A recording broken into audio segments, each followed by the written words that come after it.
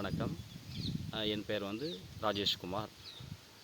வேலூர் மாவட்டம் அணைக்கட்டு வட்டம் நரசிங்கபுரம் கிராமம். இது ஒரு சின்ன கிராமம் தான்.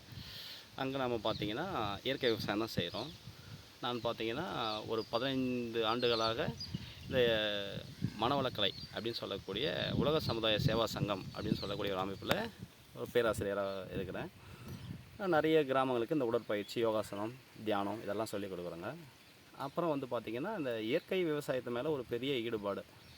நம்மாழ்வார் ஐயா அவர்கள், அப்புறம் நெல் ஜெயராமன் இவங்களுடைய ஸ்பீச்செல்லாம் கேட்டு இந்த இயற்கையாக விவசாயம் செய்யணுன்ற ஒரு ஆர்வம், நஞ்சில்லா உணவை சமுதாயத்துக்கு கொடுக்கணும் அப்படின்ற சொல்லக்கூடிய ஒரு உற்சாகம். இதன் பேரில் ஒரு 5 ஆண்டுகளாக இந்த இயற்கை விவசாயம் செஞ்சுன்னு வரோம். இதில் பார்த்திங்கன்னா இப்போ கரும்பு பண்ணியிருக்கிறோம். இதுக்கு முன்னாடியெல்லாம் பார்த்தோம்னா கருப்பு கவுனி நெல் பண்ணியிருக்கிறோம். உளுந்து, கேழ்வரகு, கம்பு இதெல்லாம் செஞ்சுன்னு வரோம். மன நிறைவாக இருக்குது.